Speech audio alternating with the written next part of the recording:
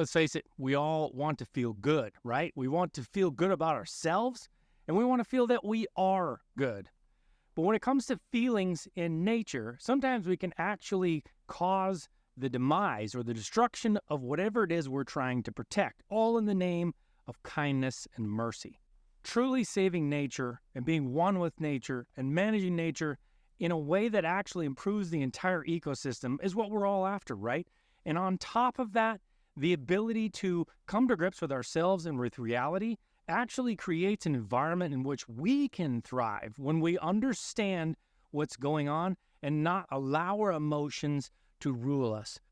So today I'm going to cover 3 examples in the real world scenarios that I deal with, is some in the ranching community and the conservation community out here in the West that you can apply to your life. Because here's the truth.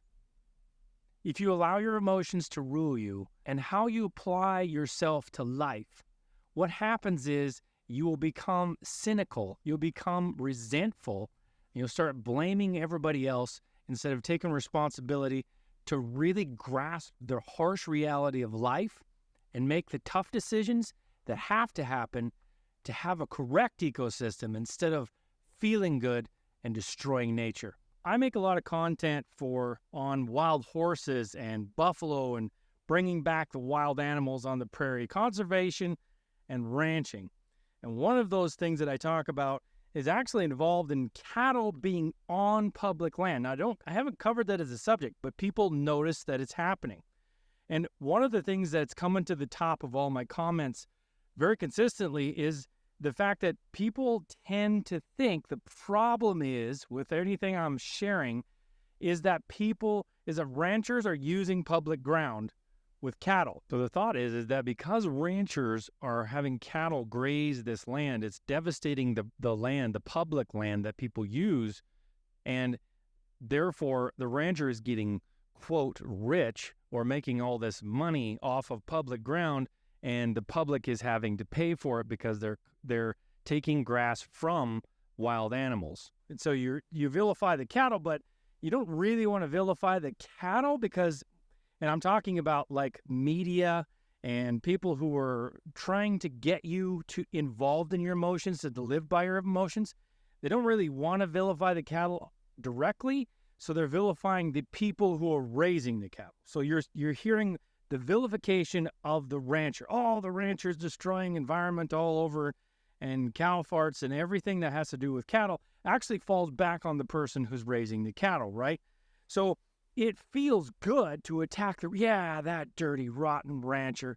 So it makes you feel good to be able to have someone to blame for something that you don't understand at all. Sounds good. Let's throw the rancher out, make room for more wildlife. So when I do a video about wild horses, well, we need more wild horses then.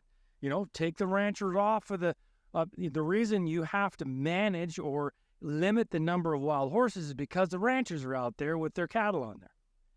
Now this sounds good, and it's an example of you feeling good because you're vilifying somebody else. You're able to put your guilty feelings of what's happening with the environment and what you feel is something good, that you'd be a good person if you felt this certain way. And that is your emotions being manipulated and you living by your emotions. So let's examine it if you took your emotions out of the equation. When I was talking to a biologist out in eastern Montana about the APR, American Prairie Reserve, and they're bringing back buffalo to the range.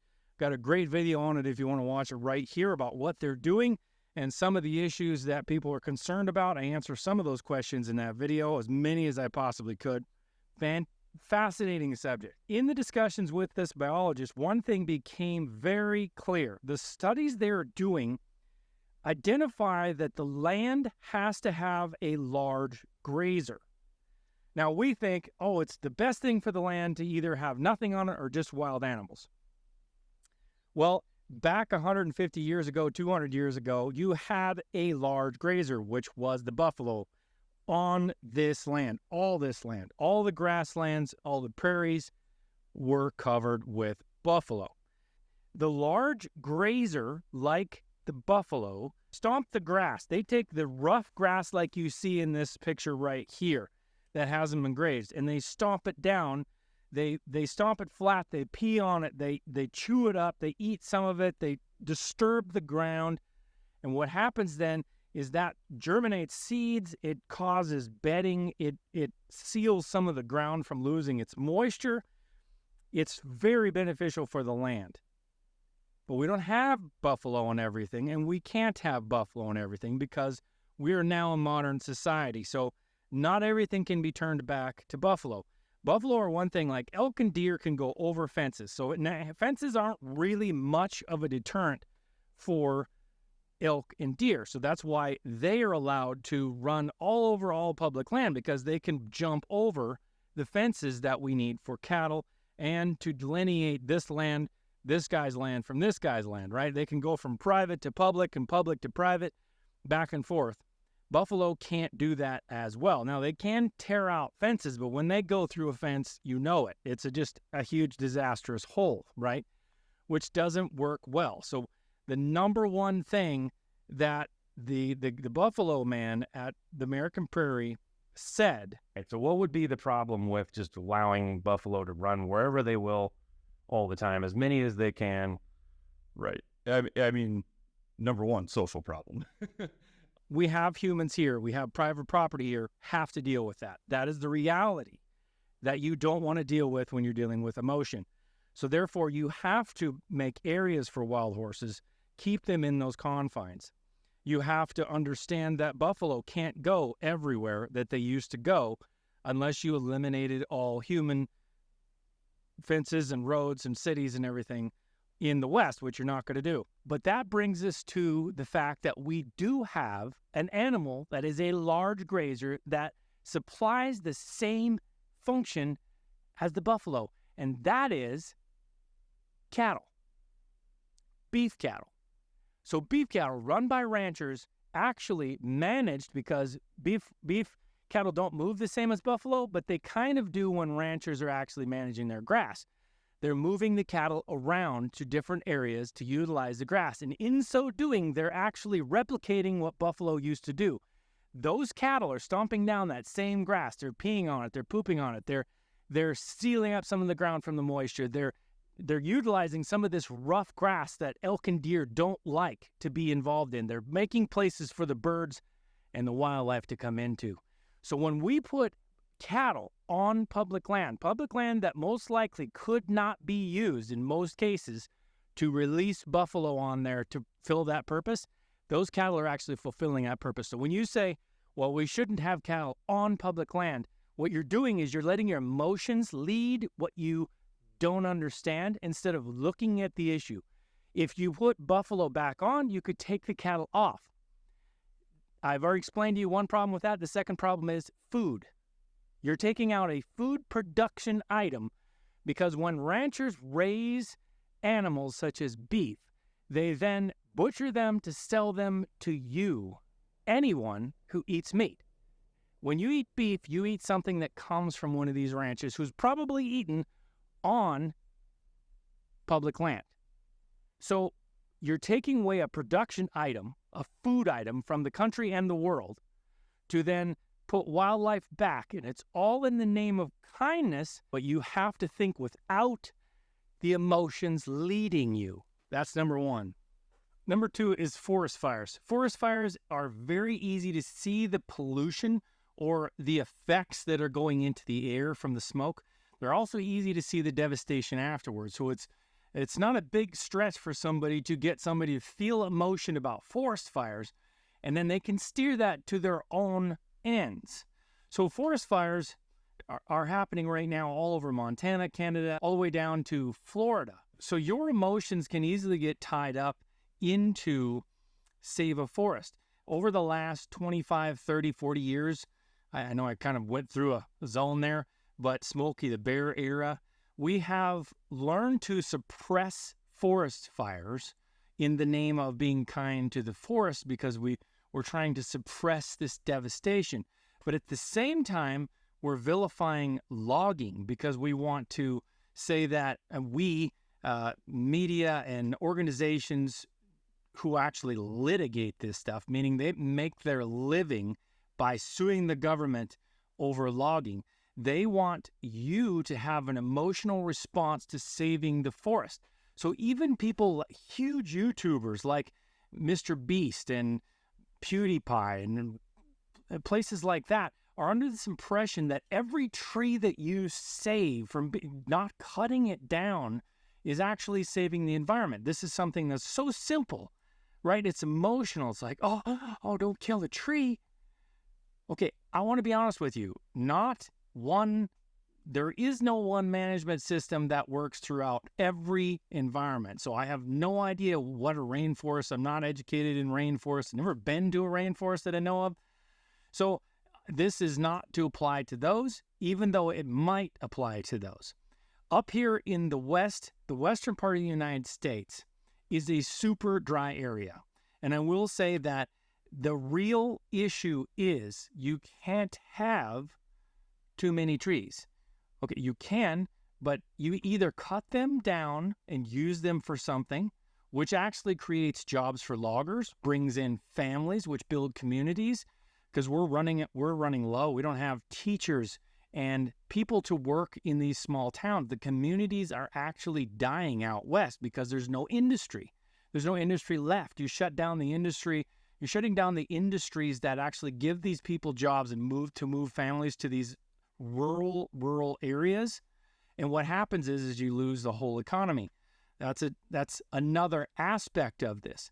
But so we're feeling good, we're saving the forest, and then we're burning it down and calling that the effects of climate change, even though, according to the biologists that I talk to, and many other people in the Forest Service and other organizations that deal with this constantly and know the research, and historians that I've talked to, every 20 to 30 years minimum, all of this forest burned, okay, out west. So what we're doing by suppressing the forest fires is we're just creating a situation where they're all going to happen at once. So then when they do happen as well, since we've suppressed them starting, what suppression means, you keep them from starting. You try to keep the fire from starting in an area, and what happens is you grow more fuel. So when you do have a fire, it's more catastrophic. And the reason we suppress them is not only to save and feel good, but also the fact that we've built homes and all this stuff. So there's more people, there's towns or cities, there's people out in there that we have to protect these structures from this fire. So the emotional response, the human response that has been sold to you now through media and people, I don't even know, I'm saying most of it's innocent, okay? Most college teaches this stuff, okay? Teaches you the facts, and then they manipulate with emotion somebody's personal agenda. And that's just because we're humans. It's not because they're bad people. It's because they're humans, and they're probably ignorant of it as well and don't understand the situation.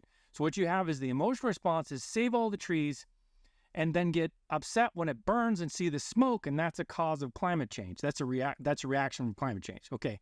So reality, the harsh reality is you have two choices when it comes to timber in the western part of the United States. You either manage it through logging, which creates actual jobs, not government jobs. Just remember, and I have people that make money off of forest fires, and I know people, that make a lot of money off of forest fires. I don't begrudge them that. It's a way to make a lot of income, but that's government funds. Guess where government funds come from? Taxpayers. So taxpayer dollars fund every government job. So anytime somebody says, I'm creating government jobs, what they're meaning is your taxes are paying somebody to do something. That is not creating a job. That is creating another reason to take more taxes because now you have somebody you have to pay for that. Real jobs that actually add to the economy would be a logger family, several logger families that move to an area because there is now mills where they mill lumber to ship to places instead of buying it outside the country, something like that.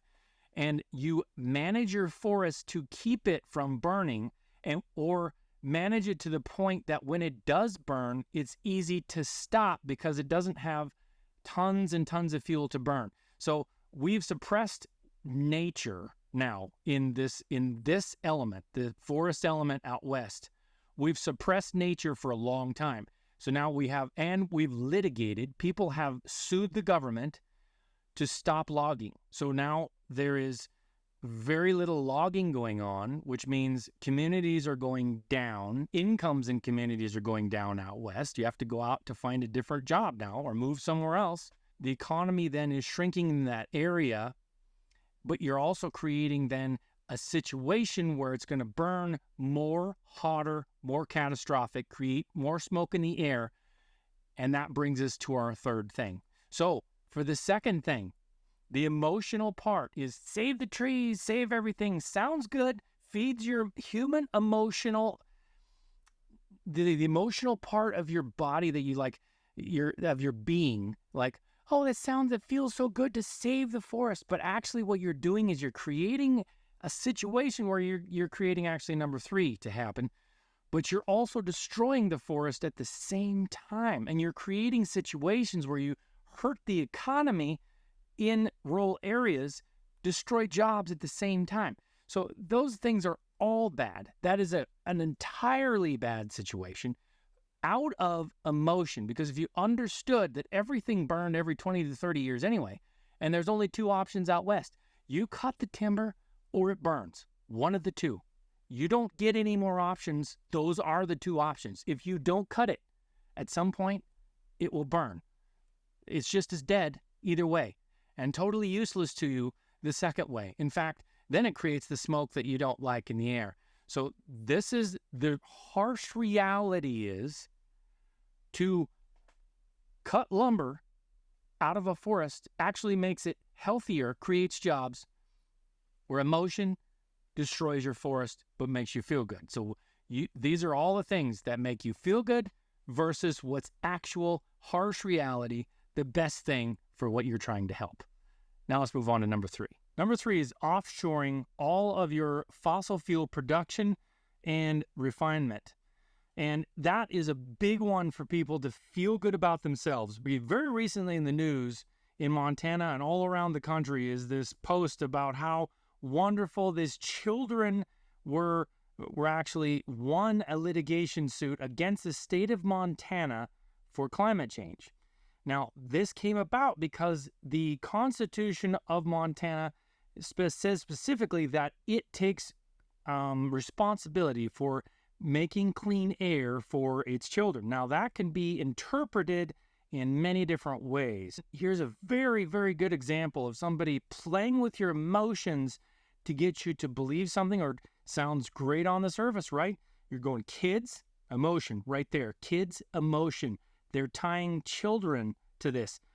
Actually, this isn't kids. This is actually, in my opinion, the extortion or the usage, the abuse of children, pushing them out there and using them as a front for this lawsuit, because it's actually an organization of attorneys and legal professionals who are activists about climate change, who are suing the government of Montana. And they're using kids as the front because they know that will get you in the emotional, the pain points that push the emotional buttons they need to push for you to go, oh, isn't that wonderful? They won a lawsuit about climate change because one of them is choking. I have exertion asthma. Okay, we just talked about forest fires. Somehow that got put into this lawsuit is the damage the forest fire smoke is actually doing to these children. I don't deny that. I'm saying this is not something that has to do with fossil fuels. How is that related to the fossil fuels that they're talking about in there? But if the problem with the Montana Constitution right now is it says, the responsibility of the government to give you clean air, you can determine that as whatever you want, right? Oh, so this is an emotional response issue. And what's the answer to this? Because what they're pushing for is that Montana stop being pro-fossil fuels. Because our whole industry in Montana, the actual industry, you can say tourism can be gone in 1 second if you have something like COVID or anything, travel restrictions happen. Tourism is not an industry you want to rely on for your whole country's economy, in my opinion. So we have coal, we have oil, we have refinement as industries in Montana that then this lawsuit is trying to shut down using smoke from a forest fire that has absolutely nothing to do with the production of fossil fuels. I'm sure they're trying to tie it into the fact that use of fossil fuels in Montana has now contributed to the global temperature rise, which is causing forest fires, which is all emotion, absolutely zero science behind that whatsoever. You're just throwing out emotional response right there, 100%. So this is how you're using emotion. What's the reality? What's the harsh reality of this? The harsh reality of this is if you shut down the production or limit greatly the production of fossil fuels in places like Montana and Wyoming, Utah, all these states out here in the West that rely heavily on that for their economy, you're not only destroying the economy of Montana, the place that you supposedly want to live, and that money, the money that comes from taxes from producing the coal and the oil, actually pay for a large amount of programs that help Montana use their keep open their public lands and give you the ability to use some of that public land stuff. You're not stopping the use of fossil fuels. I'm sorry. Fossil fuels aren't only... So then here's how you stop the use of fossil fuels. You don't fly. You don't drive. You don't use this camera because that's made of plastic, which is a fossil fuel. You don't use a cell phone because it contains plastic, which is a fossil fuel. You don't use the things in here are actually produced using fossil fuels. So you can't have that. You can't, none of the things that the TVs are plastic. Computers are made with plastic. Your toothbrush is made of plastic. There's so much stuff that's produced and run with coal and fossil fuels that tomorrow is not the time to switch over 100% to electric. Not only is so much of our stuff that we live with right now made from fossil fuels, also we don't have enough electricity to run everything. We're short on electricity in Montana already, so, or the United States, I mean. So we have to actually buy electricity produced from other countries to actually supply the amount of electricity we need right here at this point. If everything goes electric, you're so far in the hole, you're going to have to start doing exactly what number 3 is all about. What that is, what happens then, what's the destructive part of that emotional feel-good process? Feels good. You're helping you're helping children breathe. Actually, you're not, because of number 2 that I just shared. You're actually doing exactly what we did with Russia, us and Europe. Because then to feel good, we then stopped producing as much fossil fuels and refinement, and we just bought it from Russia. Well, where do you think they get it? They don't pull it out of the sky, and they definitely don't have the laws for pollution that we have, so they don't worry about polluting and destroying the ocean and destroying the landscape to get the fossil fuels, and then they sell us the refined products. So if we really want to feel good, then we offshore it, right? We offshore our electricity production. We offshore our fossil fuel production and refinement. But what does that do? Well, number one, you give billions of dollars to a country like Russia, and they go, oh, now we have a lot of money. Let's invade Ukraine and try to take that over. Let's start an empire, right? Which causes a huge problem because now all the supplies that you're getting from Russia by the billions of dollars worth, you can't get because you don't want to pay them any money, right? For sanctions, and now we're not producing it. So that was a drastic change in fuel prices and all the prices of the stuff that we buy because we had to find a different place to get it. And now we're trying to buy it from Saudi Arabia. Let's pay them billions of dollars instead of producing it here, right here, Montana, Wyoming, Utah, Idaho, places like this, where it produces incomes and creates incomes for families. And yeah, put your laws in place and have these companies Make sure that they do the things that they need to do to keep our environment clean. At the same time, they're producing the fossil fuels. They're extracting the fossil fuels. I'm sorry, they're not producing them.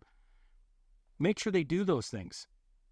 But you can't eliminate it to feel good, because when you eliminate it to feel good, it doesn't actually eliminate it. It just destroys an equilibrium that's in place. You actually give money to the enemy, a very evil person like Putin, who then uses it to try to destroy another country. So that's, I would say, the most evident form of being destructive to what you're trying to save to feel good. This has been a lot of some of my, is kind of a collection of my rants that I do on Facebook. So I hope that you've heard this. I know it's enormously hot. So I'm probably pouring sweat in here in my little studio over here in Montana. But I wanted to share these things with you because a lot of ranching, ranching by doing what it does, by the families ranching in Montana and all of the West, they actually created an environment where wildlife and all this other stuff can thrive just by making a living. So they're not taking, I mean, other than subsidies in certain cases, they're not creating government jobs. They're actually creating an industry, and they're feeding the world, the country, and the world. Same with timber. You can bring an industry in, which brings money, enormous amounts of money, into an economy and grow a community, and that is the harsh reality, because you have to cut down the timber. But those are just the emotional responses of let's feel good. What they do is they just offshore everything. They put everything to the side to where it feels good. And in the case of forests, then it burns, and then everybody blames that on something completely different. It's an endless cycle. So how do you apply this to you? Why is this good for you to understand? It's good for you to understand because if you grasp the harsh reality of life, instead of what somebody is manipulating you to think through emotional response, you begin to understand and not be fearful of life. Because when you're emotionally involved, oh, the poor this, oh, the poor that, without actually thinking about it, and you might even be educated. The college system is not doing a good job in this. They're educating you on their opinions, not on reality, not in the harshness of reality. There are bad people. There are bad things that happen every day out in the wild. Wolves kill things. Other things kill things. Baby things die in the wild. And that's the harsh reality. If you look at that and say, we want to create a utopia, what you end up doing is actually destroying something you're trying to protect most of the time. And these examples are just some of what goes on out here in the West. Hopefully this has opened your eyes. I hope you learn to grasp reality instead of living by emotion, flighting here and there, and living with this guilty, oh my goodness, I can't believe we're allowing this to happen. Yes, we need to vilify somebody. Don't blame somebody else. Take responsibility for your thoughts, your actions, your life, because harsh things will happen. Harsh things are going to happen. They're happening right now. Take responsibility for what you do and how you think. Learn to think critically. Here are some of the things that happen when I allow my emotions to take over in my life. This has been a completely different kind of video. If you like this, make sure you leave a comment and a like down below. And your thoughts on any of these three things would be much appreciated. Please leave the comments down below. Until next time, God bless.